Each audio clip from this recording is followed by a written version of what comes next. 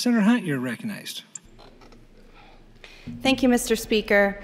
I don't rise today in judgment of any person, but just to say that I'm in agreement with Senator Wayne that the vetting process that we apply to appointees in our committee confirmation hearings is dysfunctional. It's not working. And I haven't been mentioned today specifically, but I'm the one who brought concerns in another committee a few weeks ago about the discriminatory views of an appointee who I understand will not be coming to this floor for a vote for that reason. And for that, I'm glad. And for that, I would say that I'm glad that we did our due diligence, although I wish that we had gotten to it sooner. And hopefully, as a result of this discussion, we can continue to improve our vetting process as a legislature, keeping that in committee where it belongs. And hopefully, as a result of these conversations on the floor today, that can happen in the future. Senator Brewer said on the mic this morning that if we scrutinize people's social media profiles, there may not be enough people to fill these really important positions. But if the only people we can find who are qualified in Nebraska are people who potentially share white nationalist viewpoints or anti-immigration or anti-Muslim or discriminatory views, then guess what? We shouldn't confirm any of them. And we should ask ourselves what's going on in this state systemically that is preventing people who don't hold these views from being successful, that's preventing people who don't hold these views from being appointed to positions like this. If that's true, and I don't think it's true for the record, but if that's true and if that's a real concern, then that should raise a lot of questions for us about our vetting process and about our talent pool in this state. Which is why I think that we need to take senators seriously when they talk about workplace protections, when they talk about Medicaid expansion, about increasing the tipped minimum wage, about supporting SNAP benefits, all things that will help improve the quality of life and draw people to our state so we can keep improving that talent pool. Some people in the body have told me to my face, which is great, that's my favorite way to get talked to, that my criticism of the governor on social media quote, makes it hard to support my bills, unquote. That's fine, but those people who think that, they shouldn't just say it to me, they should say it on the mic, they should say it to the newspaper and the press, and they should say it to their constituents when the question is, why aren't you supporting good policy?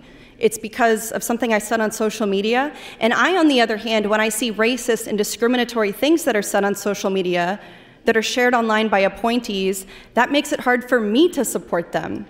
And it should make it hard for all of you to support them.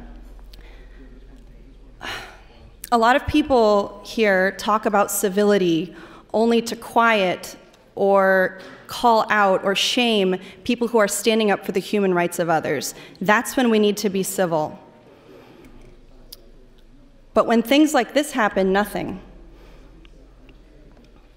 I distributed for everybody a copy of an article from the North Platte Bulletin where Senator Brewer is quoted as saying about the freshman senators in our body, "One woman is transgender and reminds us of it most every day. I have nothing against her sexual preference, but there should be a level of professionalism and decorum on the floor. We see children on the floor, which creates another distraction." Senator Brewer on the floor. Yes. Would you yield to a question? Yes. Do you think I'm trans? I don't know what you are. Thank you, that's all. Senator Groney earlier said that this discussion was beneath the dignity of this body. It's not beneath the dignity of this body to adapt to changing technology and use it as much as we can, to get as much information as we can, to vet the people who are appointed to positions of public power and public service, even if they're volunteering, even if they don't get any pay. Thank you.